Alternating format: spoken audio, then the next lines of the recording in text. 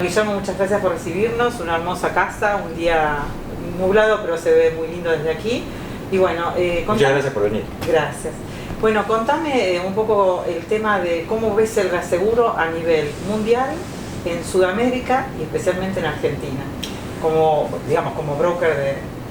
A nivel mundial se está empezando a endurecer en algunas áreas en forma segmentada. Se ha endurecido más en la parte facultativa, que es la de riesgos individuales, más que en la parte contractual, y dentro de la parte facultativa, más en determinados riesgos como es el de marítimo, líneas financieras, aeronavegación. También hay una segmentación por región. No es lo mismo Estados Unidos, que es donde más se endureció el mercado, donde más aumentó. El segundo caso fue Japón, también. En tercero Europa, y en última instancia digamos que fue Latinoamérica. Latinoamérica fue la que tuvo menores aumentos en líneas generales. Por la siniestralidad que han tenido cada No solamente uno, por la siniestralidad, sino por una cuestión de demanda y oferta. El reaseguro en ocasiones no necesariamente sigue estrictamente a nivel global la siniestralidad, sino muchas veces los movimientos de capital. Hace 2 años tuvimos la mayor siniestralidad en catástrofes naturales, aproximadamente 340.000 millones de dólares, y en ese momento inmediatamente no se endureció el mercado. Al año siguiente, que hubo la mitad de catástrofes naturales, empezó a endurecerse un poquito más.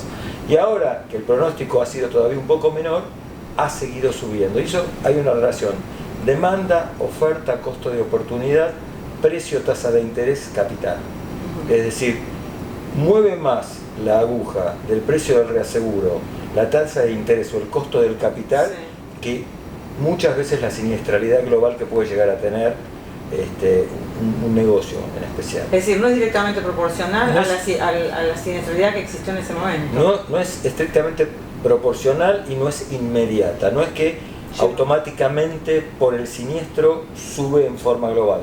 Sí, claramente cuando estamos hablando de un negocio en particular, el contrato de tal compañía de seguros, si ese contrato tuvo una alta siniestralidad, obviamente va a tener un castigo y seguramente el precio va a aumentar, en tanto y en cuanto no haya una oferta muy grande, porque los reaseguradores que por ahí podían formar ese panel y que participaron de esa alta siniestralidad, hay otros reaseguradores que quieren involucrarse en esa cuenta y piensan que en el futuro esa siniestralidad no va a volver a ocurrir y están dispuestos a ofrecer un menor precio.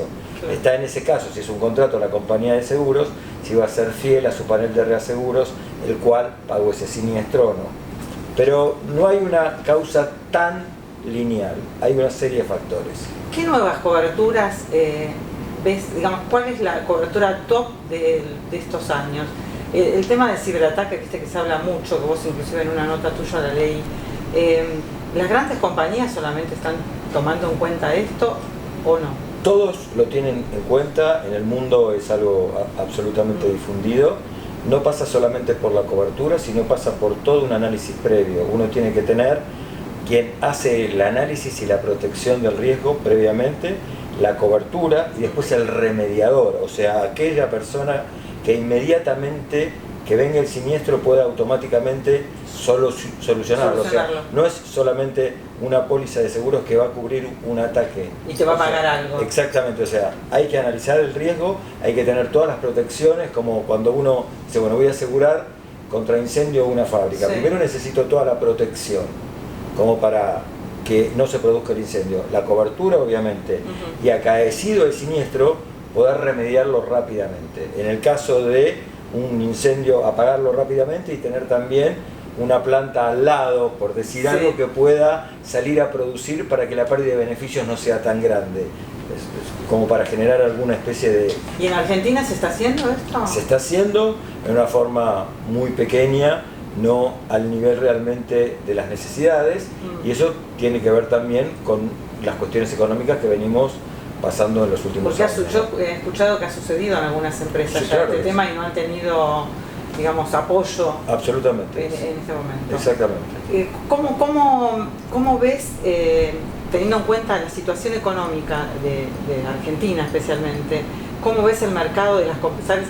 Vos sos reasegurador, corredor de reaseguro, pero ¿cómo ves el mercado asegurador teniendo en cuenta el cambio de gobierno, que va a haber un cambio de superintendencia que no sabemos todavía? No sabemos todavía quién es. ¿No? Después de un mes todavía no sabemos quién es el superintendente.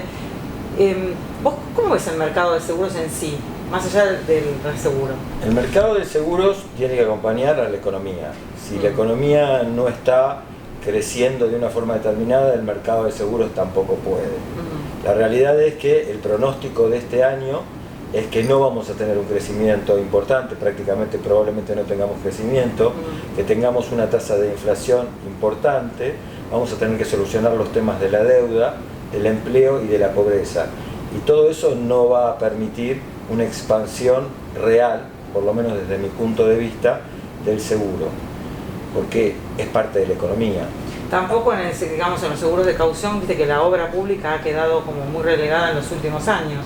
Vos decís que eso tampoco van a... Bueno, o sea, puede llegar a haber, de alguna forma, algún tipo de inyección en obra pública, pero tampoco veo que haya tantas posibilidades. Yo creo que este gobierno está tratando de paliar una serie de cuestiones, como es el tema de la pobreza, como es el tema de los jubilados, como es el tema de tratar de solucionar el tema de la deuda, que es muy importante, y en una etapa posterior supongo que va a tratar otros temas. No se puede todo a la vez, y bueno, es una administración nueva.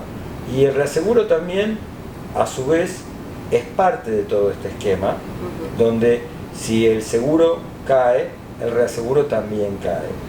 Ahora bien, el reaseguro, si bien probablemente sea una torta más pequeña, porque el seguro también se reduzca, sobre todo en términos de moneda dura, así como el Producto Bruto Interno en términos de dólares cayó, también el seguro y también el reaseguro, hay que tener en cuenta la vital importancia que tiene el reaseguro, dado que si nosotros analizamos los balances de las compañías de seguro, las compañías de seguro han tenido que invertir en papeles obligados, los cuales hoy no reflejan realmente el valor que deberían tener.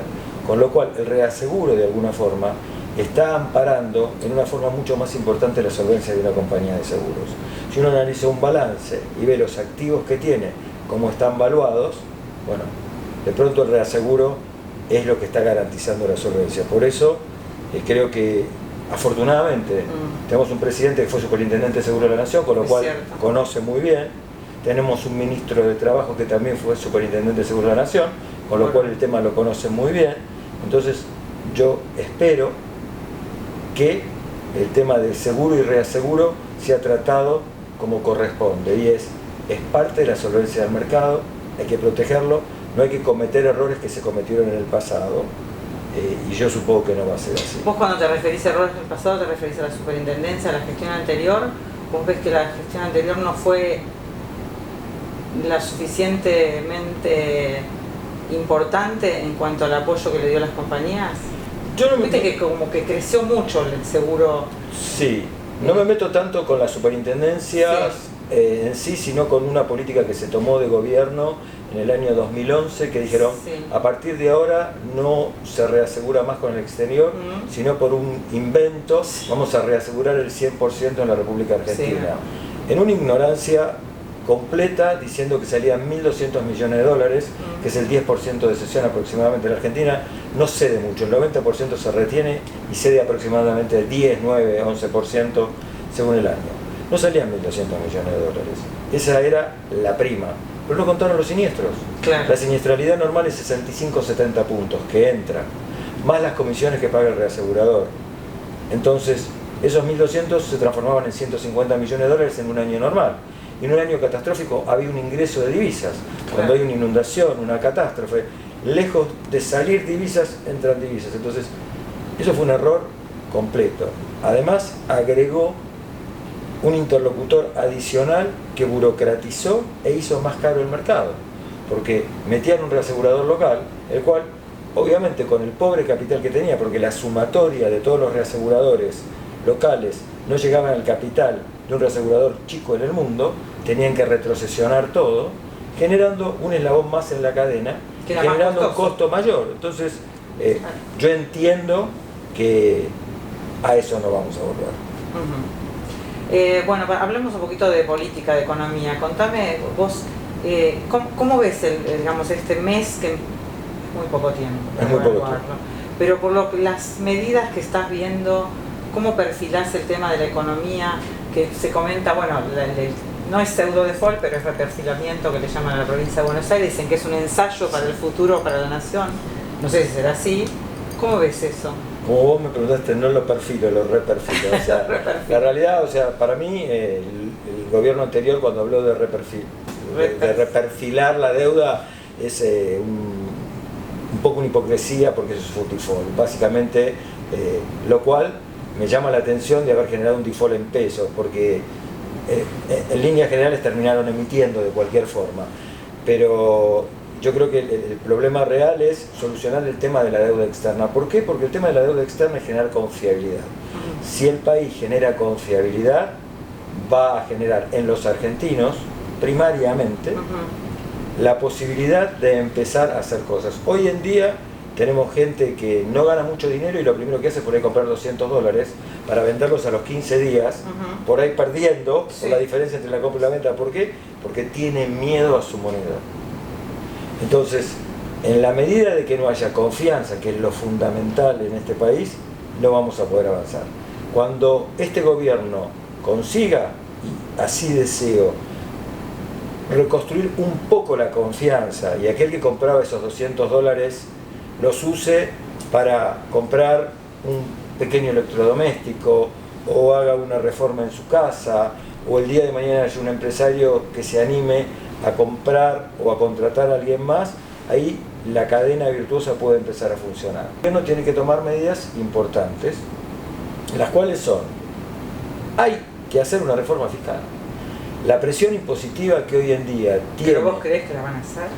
No sé si la van a hacer. Yo creo que deberían hacer una reforma fiscal importante, porque no puede ser que la soporten solo una parte de la economía, la cual la ahoga y no permite generar más crecimiento. Tiene que haber una reforma previsional, aunque políticamente no suene agradable, porque la realidad es que no tenemos suficiente cantidad de activos para poder soportar a la cantidad de pasivos que, gracias a Dios, cada día viven más. Tenemos que generar una reforma laboral, y eso no significa echar a la gente, significa considerar que otros países que no tienen todas las restricciones laborales que tenemos nosotros, tienen un desempleo bajísimo, porque el empresario no tiene ningún problema en contratar gente. Hoy en día contratar gente, muchos empresarios se lo cuestionan porque dicen: me puedo comprar un grave problema. Entonces, un futuro juicio laboral. Tenemos que ir básicamente a una reforma laboral, a una reforma previsional, a una reforma fiscal. Tenemos que ir a una reforma política. Hay un gasto en política absolutamente que creo que es innecesario. Como estábamos charlando antes, un poco fuera de cámara, creo que no estaría mal regionalizar.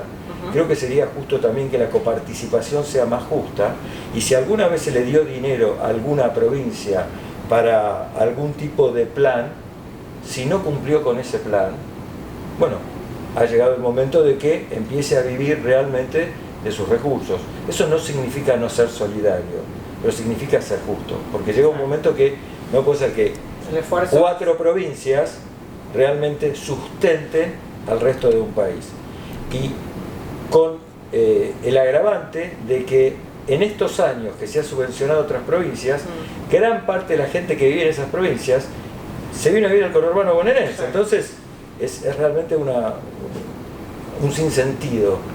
Bueno, nos quedamos sin tiempo. Bueno, muchísimas gracias por habernos recibido. No, muchas gracias por haber venido. Gracias.